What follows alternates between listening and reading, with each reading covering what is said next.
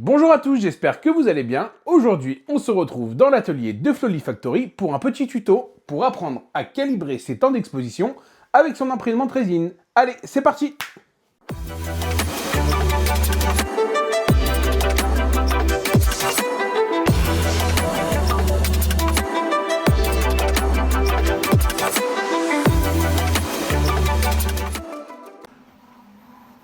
Donc alors, pourquoi venir calibrer la durée d'exposition de sa résine? Tout simplement parce que c'est la donnée la plus importante dans l'impression 3D résine. C'est elle qui va venir définir votre qualité d'impression, votre rendu de détail, et aussi vous éviter toutes les petites traces de support sur vos prints en cas de surexposition. Donc c'est vraiment super important.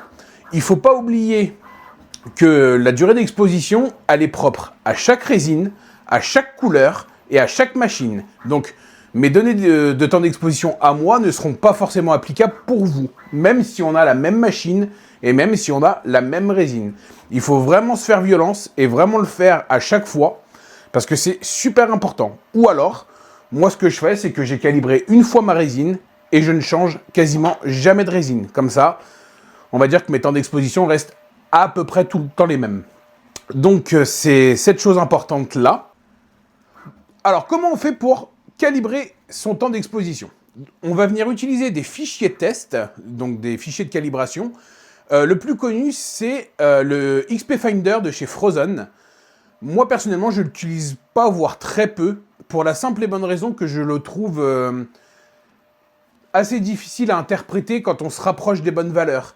Il va falloir, il est propre à interprétation. C'est moi des fois quand je l'ai fait, et ben je vais me dire bah tiens c'est 2,1 et je vais montrer à ma femme et ma femme va me dire oh, non moi je mettrais plus 2,2 ou 2,3. Des fois ça c'est vraiment propre à son œil quoi. Alors que là moi je vais utiliser le petit fichier, c'est celui de Table Flip Foundry où grosso modo on va imprimer une pièce et on va devoir passer une petite série d'épreuves. Et si l'épreuve n'est pas validée, le test il est foutu et on passe au temps d'exposition d'après. Donc on va voir tout ça ensemble. On y va. Alors du coup, on va se rendre sur le site de Table Flip Foundry. Je vous mets le lien dans la description afin que vous puissiez vous procurer le fichier. On va dans l'onglet 3D Printing et on vient télécharger The Cone of Calibration V3.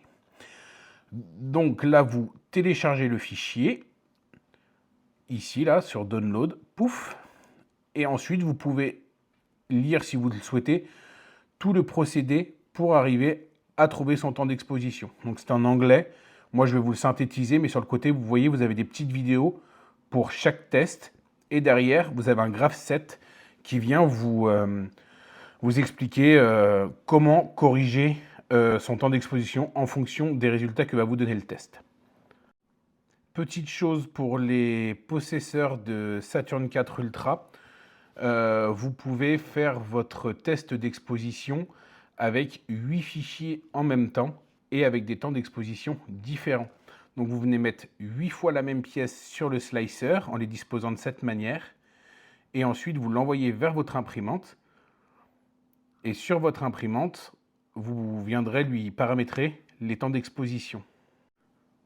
Donc nous voilà sur l'imprimante, vous venez dans l'onglet calibration de la résine, vous appuyez sur les petits carrés pour faire apparaître vos 8 fichiers, vous venez charger votre fichier que vous avez préalablement envoyé sur votre imprimante, vous l'importez et derrière ça va venir vous ouvrir cette petite fenêtre avec les temps d'exposition et là vous venez saisir manuellement le temps d'exposition que vous voulez pour chaque pièce. Chose importante, la première pièce, donc celle avec le temps d'exposition le plus bas, sera en bas à droite de votre plateau. Et deuxième donnée importante, il faut à tout prix que les temps d'exposition soient dans un ordre croissant. Vous ne pouvez pas démarrer à 1.7, 1.8 et remettre 1.7. Il faut forcément que ce soit dans un ordre croissant. Pour les curieux, je vous montre ce que ça donne en fait sur l'imprimante. Donc là, j'ai enlevé le plateau et j'ai mis une feuille de papier. Donc on voit bien que les temps d'exposition apparaissent et disparaissent successivement en fonction du temps qu'on avait demandé. Et pour les gens n'ayant pas de Saturn 4 Ultra, vous ferez les fichiers un par un en changeant à chaque fois manuellement dans le slicer votre temps d'exposition. Donc nous voilà avec les petits tests, donc les 8 tests différents devant moi. Donc ici on a le moins exposé, 1,8 secondes, et ici le plus exposé, à 2,5 secondes.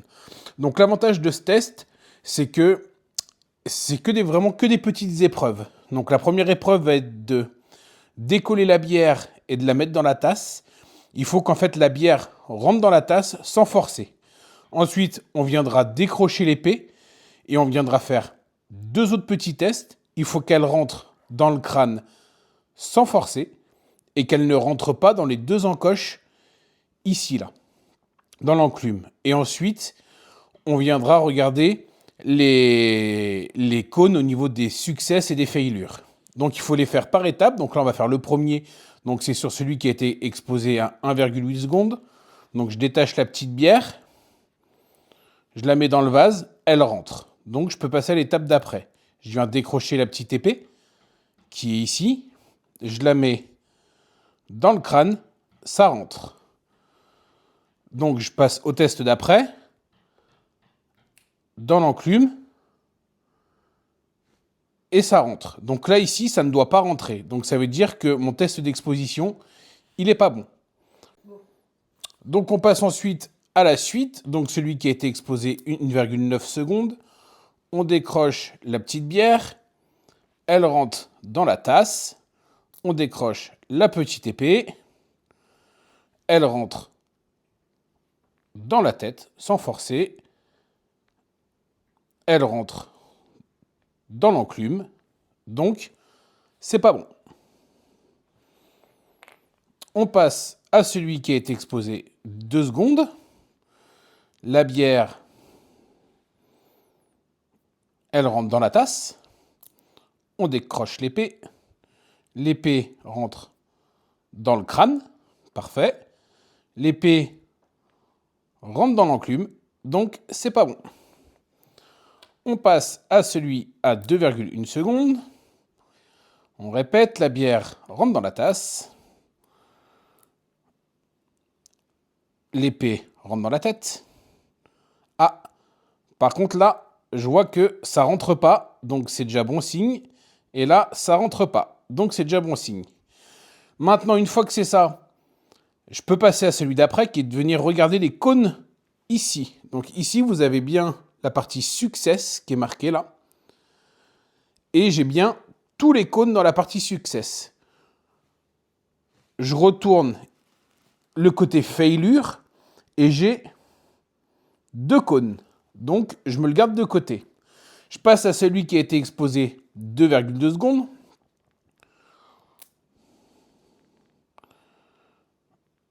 La bière rentre dans la tasse. L'épée rentre dans la tête. Elle bloque dans l'enclume. Elle passe dans l'enclume. Donc du coup, celui-ci, il est bon. 2,3 secondes. On décroche l'épée. Et là, l'épée, elle rentre plus. Donc du coup, mon test d'exposition, c'est bien le 2,1 secondes. Alors on peut vite fait dérouler les suivants, à 2,4. L'épée rentre. La bière rentre. L'épée rentre. Là, ça rentre pas. Et le 2,5. L'épée rentre. La bière rentre. L'épée rentre, mais là, je sens que ça force quand même. Et là, ça rentre pas. Donc, moi, je vais garder 2,1.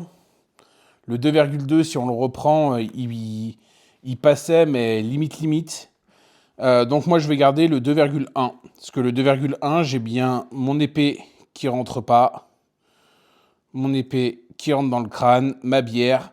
Et j'ai bien tous les cônes dans la partie success. Voilà, donc ce petit test permet d'être déjà d'une très visuel. C'est pas comme l'XP Finder quoi. L'XP Finder, justement, est très visuel, où il faut vraiment... quand on n'a pas l'habitude, je trouve que l'XP Finder, il est très compliqué à interpréter. On le voit, hein, beaucoup de gens commencent leur texte d'exposition le matin en se disant « Allez, je suis motivé, je le fais ». Et à la fin de leur test, ils arrivent, ils sont limite plus perdus que ce qu'ils ne l'étaient au début. Alors que celui-ci, ben, il ment pas, quoi. Hein. Ça rentre, ça rentre pas, on passe à la suite, quoi. Voilà, j'espère que cette vidéo vous aura plu et vous aura surtout aidé. Si vous avez des tips à me donner, parce que encore une fois, je suis pas le meilleur, je suis pas le plus fort, n'hésitez pas à me les dire en commentaire. On apprend tous les uns des autres. Donc c'est les bienvenus. Et la prochaine fois, je vous ferai un petit tuto sur comment je viens retirer mes supports sur mes pièces, afin de vous donner ma méthode à moi, qui n'est encore une fois peut-être pas la meilleure, mais elle vous fera peut-être avancer. Voilà, n'hésitez pas à vous abonner, à liker la vidéo et à mettre un petit commentaire. Et à bientôt!